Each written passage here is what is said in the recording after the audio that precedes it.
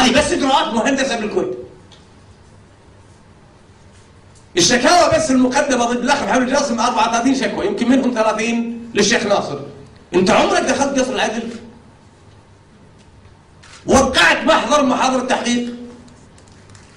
اما مساله غريبه صراحه. اذا المساله بهالطريقه، اي واحد في الولايات المتحده عنده فلوس يشكي على الشعب الكويتي كاملا. فيا اخوان، هذا من حيث الشكل. الامر الاخر وهذا يحتاج تحقيق سياسي. انا شفت ابو حمود قاعد ورا وهني فيصل مسلم، وتنقلون الامانه لبقيه النواب.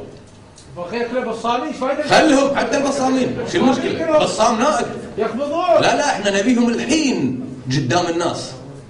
وهو البصام ما يقول انا بصام، يقول انا شريف. ادافع عن حريه الراي والتعبير، الدستور مقدس. عمرك شفت مسؤول في الكويت ما يقول احترام القانون دولة المؤسسات؟ في واحد بس قال غير هالكلام؟ انت رجل على محامي شريف، اكو غيرك؟ لا، اكو غيرك على قباضه. طيب.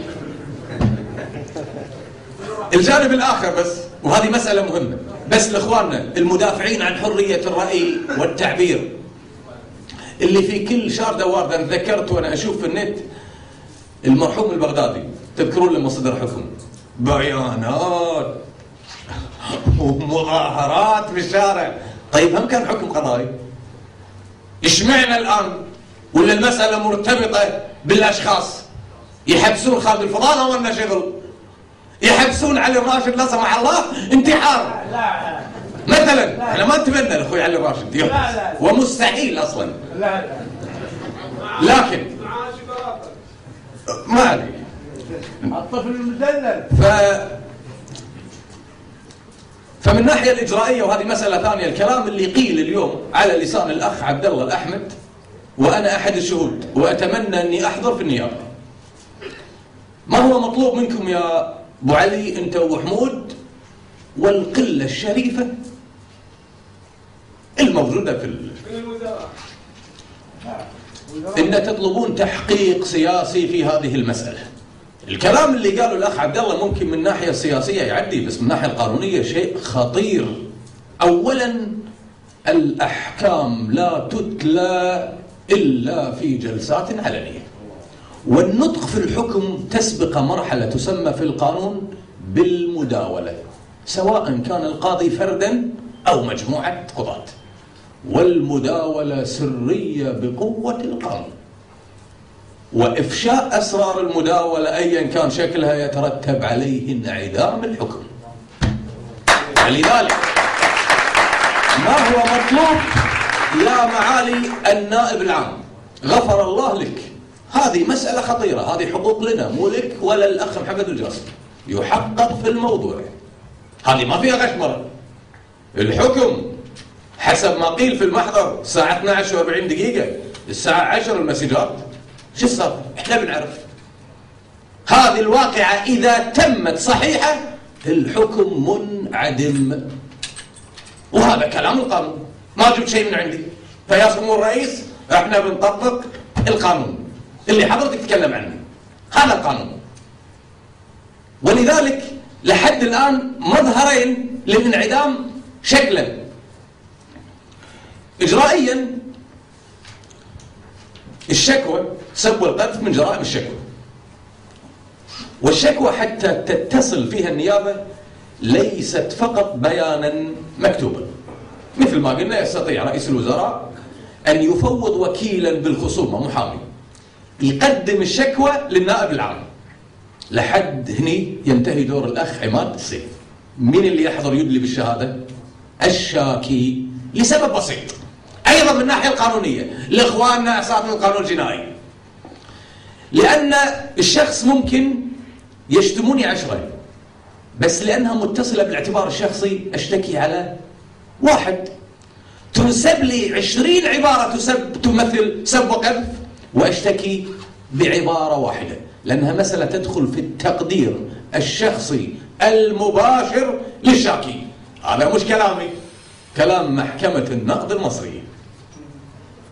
فمو معقولة أنا والنائب ما نفهم والإخوان بس هم الوحيدين اللي يفهموا القانون.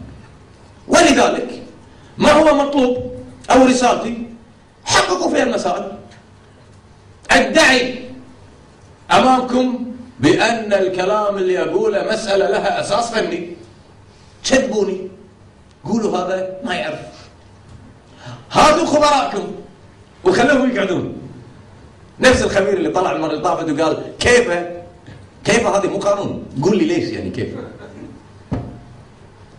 فالمسألة لا تنفصل عن سياق آخر. من الناحية الموضوعية فيه أصل من أصول الحرية موجود في كل النظم القضائية والقانونية في العالم، حتى أن الله سبحانه وتعالى قد أقر هذه القاعدة بنص سماوي: وما كنا معذبين حتى نبعث رسولا.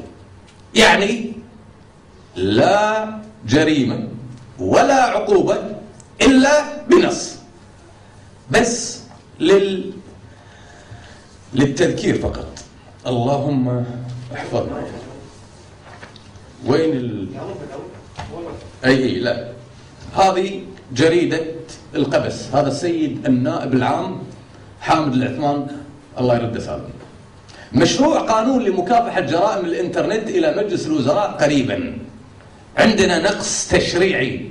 طيب كان عندنا نقص تشريعي، الحين وين النقص هذا؟ من وين امتلأ؟ هذا مو كلامي. ابو علي تقرا؟ انت نائب في البرلمان، صدرت قانون للتجريم الالكتروني. طيب شغله اخرى للاخوان في مجلس القضاء الاعلى، ادامهم الله جميعا. التجريم له مجموعه قواعد اساسيه، لان فلسفه التجريم هي قيد طبيعي على الحريه الشخصيه. ولذلك: واحد، لا يجوز القياس مطلقا في المسائل الجزائيه. اثنين، لا يجوز التوسع في تفسير النص الجزائي. ثلاثة، لا يجوز الافتراض القانوني في الواقع والقانون. هذه القواعد مش بدعة مني، موجودة في القانون باعتبارها مبدأ عاما. لهذا السبب الأحكام المبنية على افتراض بتجريم بناء على نص لا وجود له، وفي إجراءات لا تستند إلى قواعد صحيحة، وفي مخالفات شكلية تهدم نظام المحاكمات الجزائية، لا يمكن افتراض أن يكون هذا الحكم حكما، ومجرد عمل مادي أفرغ في شكل الأحكام القضائية. طيب كيف تتحل المسألة؟ واحد، أخوي عبد الله أحمد، بكرة الصبح تروح لرئيس المكتب الفني وتطلب منه عقد جلسة لبحث طلب مستعجل بوقف نفاذ الحكم لانعدامه. تروح لباكر مع محامين، يفترض طبعا جمعية المحامين معنية بمسائل الحرية. احنا طبعا محظوظين بالكويت، عندنا جمعية المحامين وجمعية الكشافة، وكلاهما نشيطين في العمل هذا. فاخواننا المحامين بكره يروحون، اولا لان المسألة متعلقة بالحرية. الامر الاخر ان السيد محمد الجاسم محامي